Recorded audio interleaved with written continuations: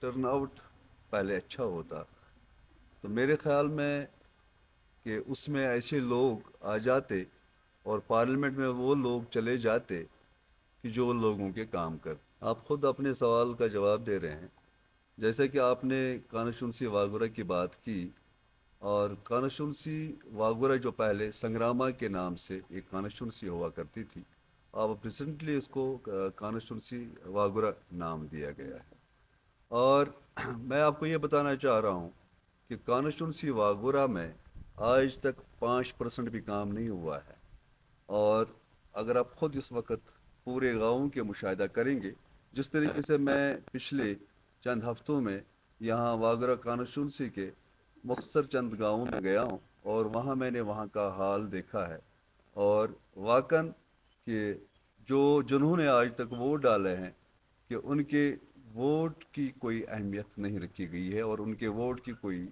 عزت نہیں رکھی گئی ہے اور ہر جگہ پہ آپ دیکھیں کہ کہیں پانی کا مسئلہ ہے اور کہیں اگر آپ دیکھیں کہ وہاں بجلی کا مسئلہ ہے اور میں آپ کو ریسنٹلی یہ بتانا چاہ رہا ہوں کہ آج تقریباً 1500 بل لوگوں کے آتے ہیں اور ان 1500 جو بل آنے والے ان میں کچھ ایسے بھی لوگ ہیں کہ جن کا ایک ملرہ بھی زمین نہیں ہے اور اگر ان کے پاس مکان بھی نہیں ہے کچھ لوگوں کے پاس بیچاروں نے شیڈ بنائے ہوئے ہیں اور ان کو بھی وہیں 1500 آتے ہیں اور مجھے یہ بتائیں کہ جب بجلی اگر ہم دیکھیں کہ بجلی تو ہوتی نہیں ہے رات کو 11 بجے بجلی آتی تو صبح تک بجلی ہوتی ہے اور اس لیے کہ مجھے یہ بتائیں کہ رات کے 11 بجے کے بعد بجلی کو کیا کرنا ہے اگر ہمیں لائٹ چاہے تو وہ تو شام کے بعد لائٹ چاہے اس وقت تو لائٹ ہوتی نہیں ہے اسی طریقے سے اگر آپ دیکھیں کہ اولڈ جو پینشن ملتا ہے مطلب سپوز کہ جو بوڑھے لوگ ہوتے ہیں تو پھر ان 60 کے بعد ان کو ایک وہ ماہانہ 1000 روپیہ ملتا ہے اور بہت سارے بیچارے جو پریشان ہیں جو مطلب جن کو کبھی پہلے ملتا تھا تو اب ان کو ایک پیسہ بھی نہیں ملتا ہے اسی طریقے سے آپ دیکھیں کہ اس کانسٹیٹوئنسی کی بات کر رہا ہوں واگب ایک جگہ ہے اور واگب میں 2022 میں وہاں آر اینڈ بی اور جو ہارٹیکلچر والوں نے وہاں سیب کے درخت کاٹے ہیں انہوں نے زمین دی ہے اور ان کو کل پرسوں کیا گیا ہے اور یہ 2024 بھی اب ختم ہو رہا ہے ابھی تک ان کو کوئی پیسہ نہیں مل رہا ہے اسی طریقے سے اگر آپ دیکھیں کہ راشن کارڈ جو جن کو بی پی ایل ہے ان کو اے پی ایل ہونا چاہے اور جن کو اے پی ایل ان کو بی پی ایل ہے اور یہ بھی ایک بڑی ایک ناانصافی ہے اس واگورہ کانسٹیٹوئنسی میں اب دیکھیں کہ کل ہی میں یہاں ترمگنڈ میں گیا ہوا تھا اور وہاں دیکھو کہ وہ آر اینڈ بی وہاں کوئی کام کر رہی ہیں میں نے تو جو اس کے متعلقہ جو افسران ہیں ان سے رابطہ کیا لیکن کوئی کال نہیں اٹھا رہا ہے یہ یہاں کا حال ہے اب جگہ جگہ پہ دیکھیں آپ وہ یہاں جائیں کہ پسناگ بھی اسی پتھار پسناگ وہ بھی اسی واگورہ کانسٹیٹوئنسی میں اور میں وہاں بھی گیا تھا وہاں بیچارے جو وہاں طالب علم ہے جو اسکول اسٹوڈنٹس ہیں جو چھوٹے بچے ہیں بیچارے 5 5 6 6 کلومیٹر پیدل سفر کرتے ہیں اور وہاں کوئی گاڑی کی سروس کی کوئی رسائی نہیں ہے اور اس کا حل عوام کے پاس ہے میں آپ کو بتانا چاہ رہا ہوں جس طریقے سے قرآن میں بھی بیان کیا گیا ہے اور اس میں مطلب اس طریقے سے میں بیان کروں کہ جب تک نہ اپنی قوم اپنی حالت نہ بدلے تب تک ان کی حالت نہیں بدل سکتی اور فارسی میں کہا جاتا ہے آزمودہ را آزمودن جہل است جب کسی کو آزمایا اور اس کے بعد پھر دوبارہ ان کو آزمانا وہ سمجھے کہ وہ ایک جاہل انسان ہے اب آج تک 70 سال میں ہم نے ان کو پہچانا آزمایا ان کے وعدے ان کے دعوے سارا کچھ کھوکھلا نکلا ہے اور آج کل میں دیکھ رہا ہوں جو